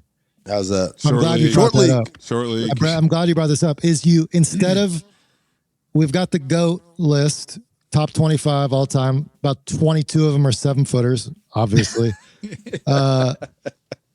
GOAT, inch for inch GOATs. I say my guy Steph Curry, number 1 at 6'2", 4 championships. Number 2, 5'3", Muggsy Bogues. Second greatest player of all time, inch for inch. Hall of Famer, inch for inch, Muggsy Bogues. Okay. This is the part where I say Michael Jordan, 6'6". That is the most concentrated inch for inch greatness in the history of sports. I think he could be tied for Muggsy Bogues of second greatest inch for inch player of all time. You're saying height adjusted goatness is what you're doing. Height adjusted goatness. Michael Jordan is still head and shoulders above everybody. Although I take that back. Wayne Gretzky is the greatest height adjusted GOAT of all time. Wait, I don't think I know this. Is he tall? Is he short? Is he Wayne Gretzky's a little guy. He's a little guy, short and skinny. We add weight in there. Oh no, it's a wrap. It's Gretzky. It's a wrap. Hockey. No, messy. But the nets aren't like 6 feet off the ice. Shortness not as big of a disadvantage in hockey or soccer though. Frailness though, So if you didn't know how to skate, that would be a disadvantage, right? Iverson would be another height adjusted GOAT. Well, the thing with Iverson is they've always said that he's pound for pound the greatest to ever. Pound for pound, the greatest. I'll take and it. So that's kind of what you're saying, inch for inch. Yeah. Muggsy Bogues. Muggsy Bogues is in the conversation. Get him in the Hall of Fame, inch for inch, pound for pound. Yeah, so we were pretty close on the Muggsy Bogues thing in the sense of like we were pitching it and you liked it. it. But Joe, he was on Curb. He's done comedy shows. And he's got like a really good sense of humor. And so Amin's thing was, as long as we can get Muggsy's buy-in, this could be amazing. Like as long as just surround him. Everyone else is a comedian. Everybody else on the show has to be someone funny. Yeah. And then he has to do minimal lifting in that way. I think if you go back to another show that I think would kill it would going back to all your Scott Foster work. Kind of like a Parks and Rec version of refs. Just being a ref and just walking out in public and the looks and treatment you get as being a ref. And just what was that? Forget there Paris. Was Billy Crystal. Yeah. Forget Paris with Billy Crystal. Yeah. There you go. But if we did it. Yeah. If you did it, you add some Illuminati to what's going on behind the scenes with who's telling the refs what to do. Mm-hmm. You know who the character would be if we did it. It's Monty McCutcheon. Yeah, wow. We got Monty McCutcheon. I don't know if you know this, Joe. Monty, longtime ref, all that stuff. But Monty off the court, very eccentric dresser. Very eccentric. I'm talking like think Dumb and Dumber tuxedos, but then add more patterns to it. Wow. Bowler hats. And that's how he's dressing. He's showing up to the game in an orange plaid jacket with orange alligator shoes and a bowler hat. Nice. And a bow tie. Yeah, that's the guy. That's your guy. Any more hot takes, Joe? I'll leave you with. I'd love to get your opinion on this. My theory that any talk you ever hear men doing of who the GOAT is, any GOAT talk you hear, is men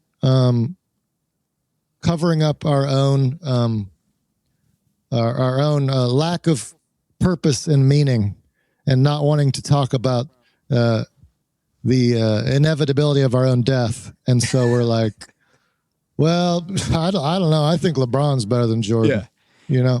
That's all GOAT talk, is just us being unwilling to share our feelings. So we're filling the dark void. We wouldn't talk about the GOAT anymore? If enough therapy. Yeah, enough therapy. It would take a lot. Has anyone ever talked to their therapist about who is the GOAT? Not once. Not once has anybody talked to the therapist about who the GOAT is. Well, also because the therapist would be like, "Well, this is clearly an issue that you're not being truthful here. You've got some stuff going on. If you're arguing for the only person talking to the therapist about who the GOAT is LeBron James. He's the only one. I like this theory because I never ever do the GOAT debate. I have to get forced into it. So that tells me I'm on the right path by not going to therapy. That's right. I don't need it. I don't do GOAT talks. Clearly, I don't need therapy. Your measurables are insane on that. Hey, how you feel? Let's just take a barometer of Amin's mental health space right now. Great mental health. Great mental health. Whoa, off the charts, 0.1 GOAT meter. Wow, it's like doing blood work, but also don't need an animal to give me feelings of self-worth. Oh boy, I'm just saying. We've arrived. I'm just saying. Like, I need my emotional support dog. What? It's just a dog. Like, oh no, that's Mittens. Look, it sounds like Amin has some sort of childhood trauma related to a German Shepherd attacking him, and he does need to go to therapy about it. Mm-hmm. He does need to go to therapy about it. Because everybody likes a puppy. Everybody likes a puppy.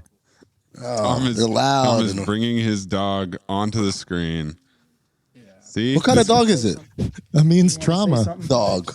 The shepherd nose right there, man. Yeah, she's a German shepherd named Piper. Yes, Piper. Yes, Piper. Yeah, everyone's like, your dog's name is Piper, and you live in North Carolina. Oh. You just disconnected yourself. Yep. There you go. See? Your emotional support animal chipping in. Amin, I do have to comment. You have the Imperial rank here, but it's in Illuminati colors. Nice. It matches like the logo of the blue, the orange, and the red. So I think we've just discovered our Illuminati general color scheme. Grand Admiral. Yeah, that looks like a good logo. I like it. Thank you. Can you hear me?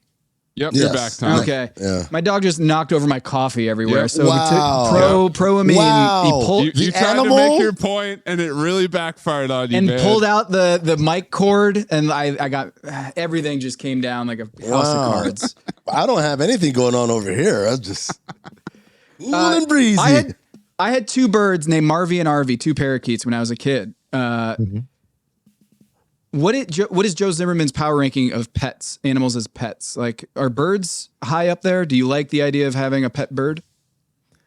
I love the idea of seeing a bird in the wild. We got some monk parakeets flying around Astoria, Queens. They're beautiful emerald green. I love seeing them in the wild. I would not want a bird in an enclosure in my house. I mean, they're meant to fly. They're meant to fly, Tom. Oh boy, yeah. You watch the birds, but you don't capture the birds. I like that. Birds are meant to be watched, Tom. Yeah. I don't know what benefit they would do staring at you from an enclosure, but you could tell me your experience. I would take a dog. Yeah, I think dog is the goat of pets. I think sure. I think the Hornets as an organization is cursed. You know why? Why? Cobra formula. They invented Hugo the Hornet in 1988. Do you know what happened the next year? Someone died from a hornet sting? I was born? Hurricane Hugo happened and wiped out Charlotte. It was the most expensive storm in U.S. history. And it happened a year after. That can't be. Hold on. More expensive than Katrina? At the time it was hit, time it hit, Hugo was the most expensive hurricane in U.S. history. 7 people died in North Carolina. And that was a year, not less than a year after the Charlotte Hornets franchise named their mascot Hugo. What are the odds of this happening? Well, okay, hold on. The Hornets moved to New Orleans in 2002. Okay. You guys are doing this thing, and I'm not going to allow it to happen because here's the deal. It's not like a hurricane shows up and says, hi, how you going? My name's Hugo. There's someone in the National Weather Service who's like, okay, we're up to H's now, and we alternate male and female names. They could have picked any name. They picked Hugo. Third eye closed approach. Yeah, it's very third eye closed. Yeah, I mean, you need to pry that open with a crowbar. Obviously. Are you saying wherever that team went brought a hurricane? Is that what I'm understanding? And Hugo probably by connection. Wow. And now that franchise continues to struggle in New Orleans. Yeah, do they need to exercise this? Like Pelicans, they got to change the name. Well, you know what the original sin is? The original sin is that the Jazz had to trade their team name to the Utah Jazz. So true. The New Orleans Jazz lost the Jazz name to the whitest, most un-jazzy team in city in America. And I think that's the original sin. It's a voodoo curse? Is that what's happening? Yeah, but I don't see the connection of how Charlotte feels the brunt of that in 1989. Because they moved to New Orleans. But later. Oh, yeah. Joe, did you pick up what I'm putting down here? Is that the Hornets are cursed, which evidenced by the fact that Hurricane Hugo, the largest hurricane that wiped through North Carolina, comes in mere months after the team was named, the team mascot was named Hugo. What are the odds of that happening? Yeah, I think you need to figure out a way to reverse that curse. I don't know if you need to change your mascot or what. Too beloved. Like Hugo's like the best thing that they got, you know? You met him, you know. Oh, yeah. He was making you stretch. Think of all the qualities you would want in a mascot. He is so benevolent to go up to you and say, hey, man, you're going to go play 4-on-4 on a 94-foot court. Make sure you stretch that Achilles out. You know, do some calf raises before you go out there. Wait, now I'm thinking about it. Did you talk to Hugo? Off camera, we spoke. He spoke. He broke character. Charming guy. Funny, charming. I didn't see his face, but he spoke to me through the mask off camera. I mean, behind the scenes, when the video stopped rolling, just two guys smoking a cigarette together. Yeah, I was about to say, they take the helmet off and just start pumping on a heater. Yeah, kid, I've been in this business for about 30 years now. Seeing him up close, he looked springy. He looks athletic. So I think he's an athletic fella, from what I can tell. They're all former gymnasts. That's what I discovered. All of these, they're all former collegiate gymnasts. That's where they go. Like, if you're not Olympic level, you become a mascot. Gymnast league. That totally tracks. Yeah. Would you say, Joe, that a referee would be a funnier show to send around a referee or a mascot who's never making it big? They made a movie called Mascots with Brad Williams in it. Brad Williams was in it, yeah. The GOAT of it was short Christopher comedians. Guest, too, I believe. Yeah. It was a Christopher Guest film about mascots. So it's been done, Tom. Okay. Sorry, Brad. I like a mock you style series, though, like The Office, but refs and mascots for sure. Security. All the arena. Everybody that's working. The arena. Like, it's like The Office, but it's called The Arena. You're hanging out with the people who have to change the court to ice. Oh, yeah. You know, that's a whole episode right there. Because when the audience is cleared out and you're just walking around an arena with the security and the staff, it is a very Parks and Rec atmosphere. Nobody, I mean, just people that are just, you know, doing their job from 10 p.m. to 4 a.m. The people whose job it is at concerts to stand with their back to the stage the entire concert. Exactly. That's an episode. Yeah, you're trying to signal to something about something, and they just won't look at you because they're just doing their job, and you didn't realize that. Yeah, one of the security guards is telling the other one, like, the sixth man on our team, he dapped me up earlier. No big deal. I think he knows my name now. The other one says, really? He put me in a chokehold. Yeah. It's like, oh, I'm so jealous. Yeah. Yeah. Now, all right. So you're not sold on Hornets being cursed because of the Hugo name. I see a bright future and a bright young team, smart young head coach. I see a lot in your future, Tom. Yeah. See a lot. You're working with a lot of good stuff here. Con, the probably the rookie of the year, Con Knipple. You got a lot going for you. Yeah. I think the city, exit 30, it's going to be more popular these days because, you know, Charlotte Hornets with Con Knipple. Yeah, I think so. Yeah, I think you wiped the curse when you got the new team and you got rid of the Bobcats name. You've been through a lot. You know why they're called the Bobcats, Joe? I don't. I used to know. I think I used to know. It's because the owner's name was Bob. The owner's name was Bob. It came to me. That's ridiculous. Which has to be in the episode of this show. Oh, the owner is definitely in the show. Yeah. Yeah. The owner is in the show because Charlotte in the practice court, the game before us, it was a random pickup game, and I think the owners were playing. Yeah. Oh, yeah, no. Yeah. The owners are playing. Yeah. Well, the other one. Rich Nall is big time hooper. Big time hooper, big time pickup game. And you know, the other owner was Seth Rogen in the movie about the GameStop crash, Joe. Gabe Plotkin is the guy who shorted the GameStop stock. Yeah. Played by Seth Rogen in the movie. That's the other owner for the Hornets. Two owners that don't like each other. Hilarious.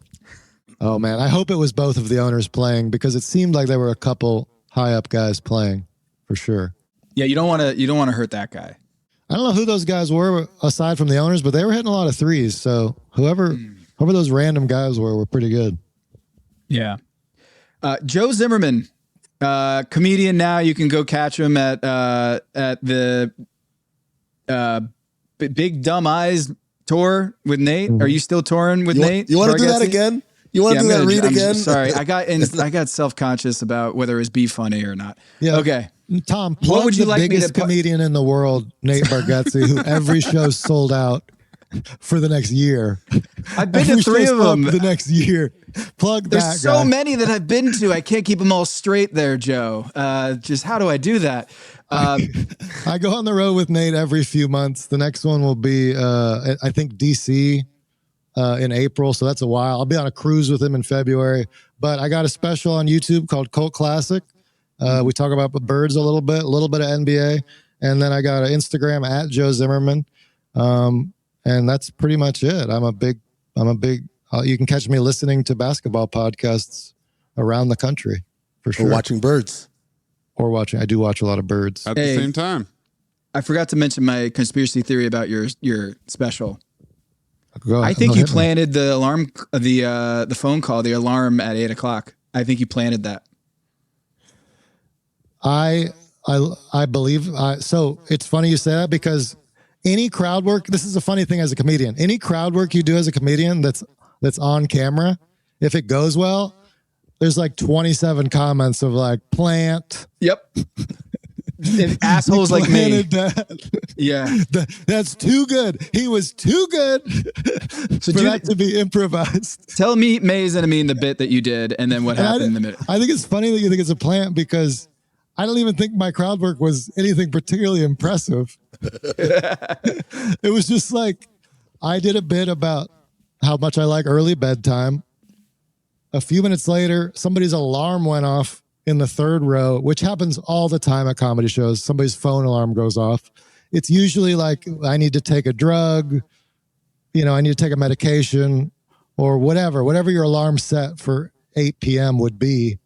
So alarm goes off and I just called back to this bedtime joke I'd made about this guy's alarm telling him he needs to go home and go to bed. It was a very simple joke and interaction, and people were like, "Oh, he planted it." Callback, a good callback has a lot of mileage, Tom imagining before the show. All right, Jerry, here's what you're gonna do. I want you to put your alarm right around 8 p.m. Don't turn it off. Fumble with it a little bit. Yeah. And then I'm going to call you out and people are going to be like, oh, his alarm went off. But then I'm going to hit him with the 1-2. Be sheepish. Be sheepish when it happens. Oh, is it your bedtime? I understand why you're suspicious. Probably because if you see 10 crowd work bits in comedy specials, I would bet about 1 in 10. My guess, I've never done this. My guess is that about 1 in 10 is a plant. But 9 out of 10, our whole job is to react in the moment. So we're supposed to be able to do that. So 9 out of 10 you're bringing is not some heat here, telling us that 10% of good callbacks. It's really high. It's a really high number. Amin just was told Santa doesn't exist. He's like, oh no. No. I'm just think 10%. That's a high ass number of plants. Plant out here. He doesn't know. He's not reporting this. He's. I'm not reporting this. That's a guess. I don't know anybody personally that's done it.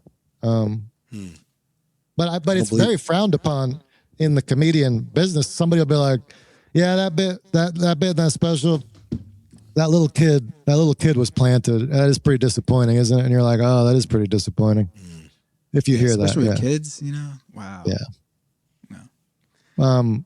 But Cult Classic. Yeah, no plants. People, a lot of comments. Oh, plant or obviously fake crowd, fake laughs. Can't imagine a crowd that would be laughing at my jokes. Fake. Wait, hold on. They got you doing the John Calipari piping in crowd noise? No, I'm saying everybody accuses any comedian with a good crowd of like piped in studio laughter. And it's it's always just real. It's always just crowd laughs. It's never piped in laughter. Yeah. That's don't do it. Don't do it.